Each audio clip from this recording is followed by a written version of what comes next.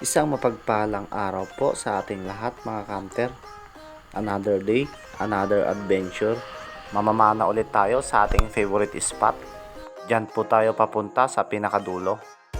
Kaya malayo-layo uling lakaran mga kanter. At mula dito ay maglalakad tayo papunta ron. At andito na tayo mga kanter. Prepare lang po tayo upang makumpisa na tayong mamana.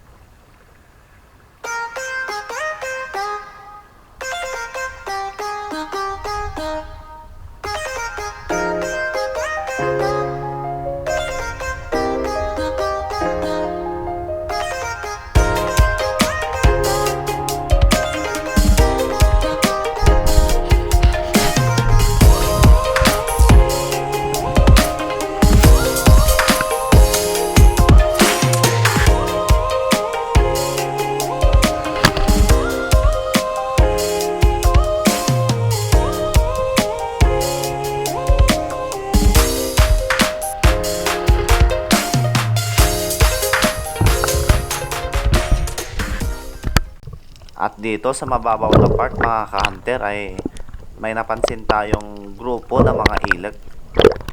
Kaya try po nating mag-ambush baka sakaling makahuli.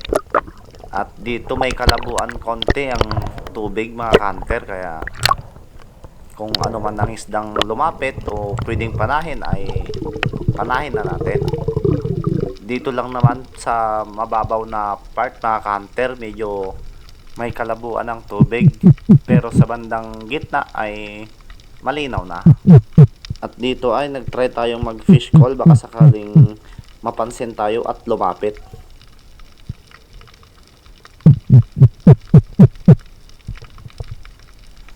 At may lumapit nga mga kanter. At ayun, tinamaan.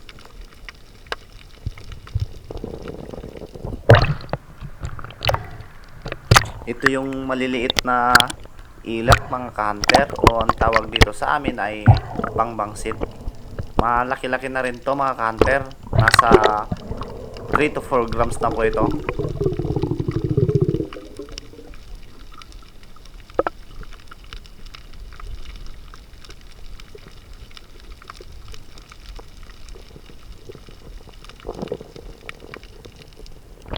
At ito po ang ating unang isda sa araw na ito, isang ilag. Dito po sa spot na ito ay may nakita tayong isang talakitok o bluefin trevally, kaya lang may kailapan. At habang sinusundan natin ay di agad natin napansin na sa bandang kaliwa pala natin ay may dumaang dalawang barakuda. Napakalaki na to mga kanter. At dito mga kanter ay di natin masyadong malapitan, kaya nung pinana natin ay ayun, sablay. Napakababa po ng ating patama, kaya hindi po natin matamaan mga kanter. Kaya sayang, nasa 7 to 8 kilos na sana yun mga kanter.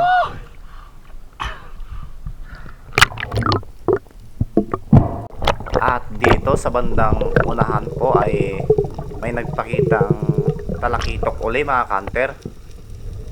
May kalaliman ng spot na ito mga kanter. Nasa 10 dipa na po ata ito.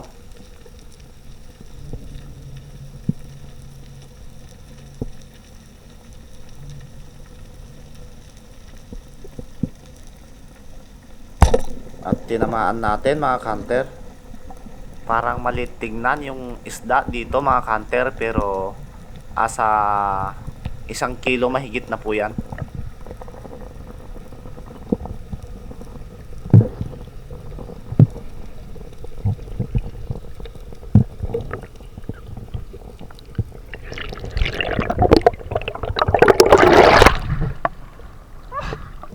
At ito po ang pangalawang isda natin sa araw na ito.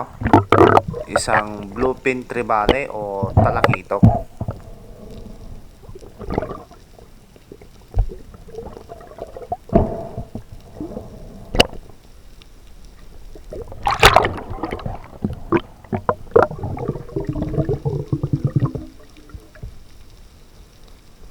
At secured na po ang ating isda sa araw na ito.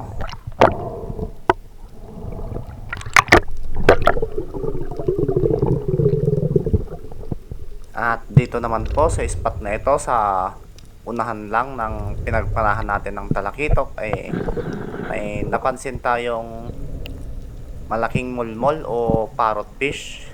Kaya try nating panahin, baka sakaling mahuli.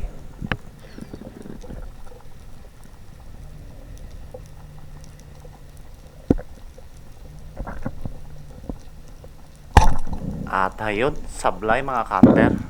Napababa po ang ating patama ulit mga kanter. Di na po kasi ganon ka powerful ang ating pana mga kanter. Dahil po sa ating goma ay medyo malambot na. Di kasi natin na-adjust ang ating goma mga kanter. Kaya mababa ang ating mga patama. At dito sa di kalayuan mga kanter ay may nakita tayong isda.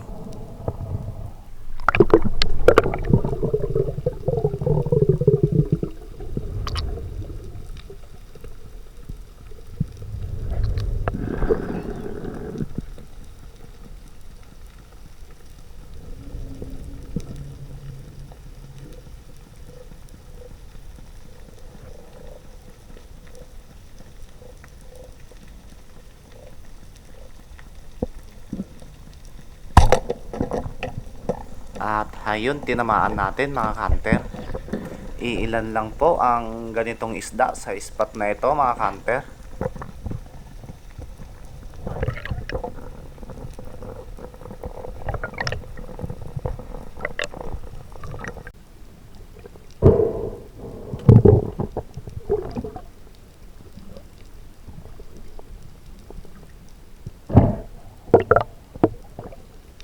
Bibiran po ang tawag sa isdang ito sa amin mga kanter, o sweet lips sa English name.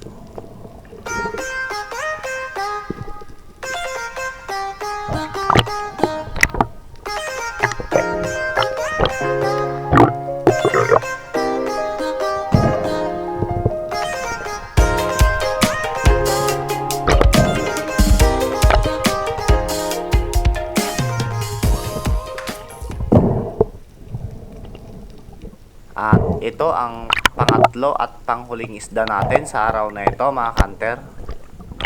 Nung ma-secured po natin ang isdang ito mga kanter ay umahon na tayo.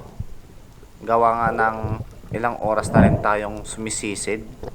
At sapat na rin to na pang-ulam natin sa araw na ito mga kanter.